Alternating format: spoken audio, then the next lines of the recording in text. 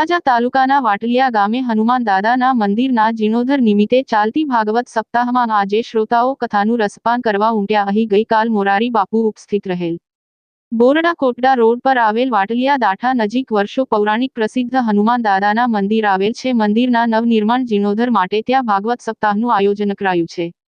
આનંદ આશ્રમના મનહત કાળીદાસ બાપુ, ભાવેશ બાપુ, સુરેશ બાપુ અને સાતેક ગામના સરપંચો અગ્રણીઓ સેવાભાવીઓના સાથ સહકારથી સુંદર આયોજન થયું છે. આજે સાતેક ગામના અને આસપાસ ગામડાઓના શ્રોતાઓ કથા શ્રવણ કરવા પહોંચ્યા હતા. ભોજન પ્રસાદ સહિતનું સુંદર આયોજન કરાયું છે. દાઠા બોરડા રોડ પર આવેલ આનંદ આશ્રમમાં હનુમાન દાદાનાનું મંદિર, શ્રી રામકૃષ્ણ સીતામાતા સહિત દેવી દેવતાઓના મંદિરનું નવનિર્માણ કાર્ય અને જીર્ણોદ્ધાર નિમિત્તે ભાગવત સપ્તાહનું આયોજન કરાયું છે. કથા પ્રારંભ 19/5/2024 થયું હતું. કથાની પૂર્ણાવતિ તારીખ 25/5/2024 થશે. અહીં દાતાઓ સેવાભાવીઓ સેવાકીય પ્રવૃત્તિઓ તન મન ધનથી લાભ લઈ ધન્યતા અનુભવેલ. રાત્રિએ સંતવાણી ધાર્મિક કાર્યક્રમની રમઝટ જવાવટ થઈ રહી છે. વક્તા કથાકાર પૂજ્ય શરદભાઈ વ્યાસ દાદા તેમના કંઠે સુંદર રસપાન કરાવી રહ્યા છે.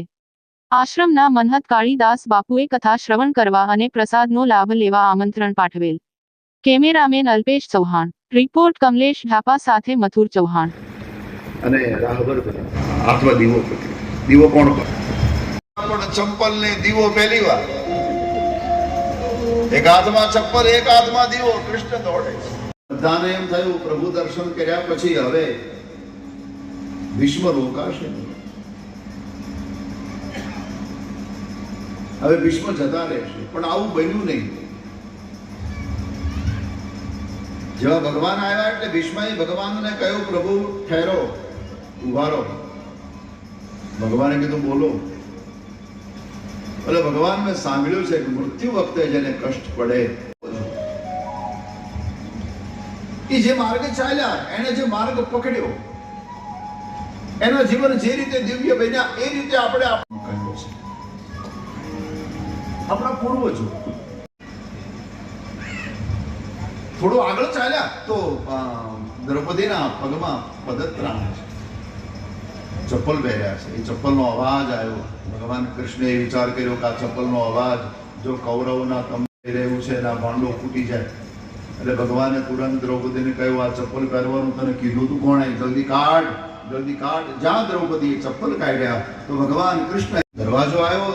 દાદા બેઠા છે, ભીષ્મ ધ્યાનમાં બેઠા. દ્રૌપદીને ભગવાને કહ્યું, દેવી સામે દાદા બેઠા, તમે જઈને પ્રણામ કરો. દીવાનો કર્યો ઘા અને પકડવા માટે બે બાહુને ફેલાવી, પણ પરમાત્મા છોડાવી, તરછોડાવીને ભાગ્યા.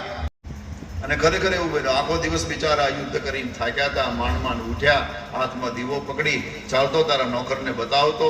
ધીરે ધીરે આપસના નાતે તમે મને જો મુક્તિ આપતા હો તો તમારી મફતની મુક્તિ મારે ન જોઈએ. મારા ધર્મથી ને કર્મથી જો મને મુક્તિ મળતી હોય તો મને આપો, પણ એ પહેલા મને બતાવો મારું કર્મ કયું છે.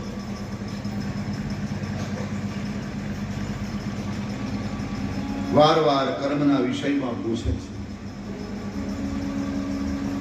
મહાભારત આડો કરી દીધું. દ્રૌપદી સાડીનો છેડો પાલવ થોડો આડો કર્યો. પણ બધાએ જોયું ખરું કે કૃષ્ણ દ્રૌપદી હસે છે. ભીષ્મએ પણ જોયું. અને હાસ્ય એવું જયારે ભીષ્મએ પૂછ્યું કે દ્રૌપદીને હસવું, પણ દ્રૌપદીનું હસવું જોઈ, એના મુખ ઉપર હાસ્ય જોઈ, અને પ્રભુને પણ થોડું આમ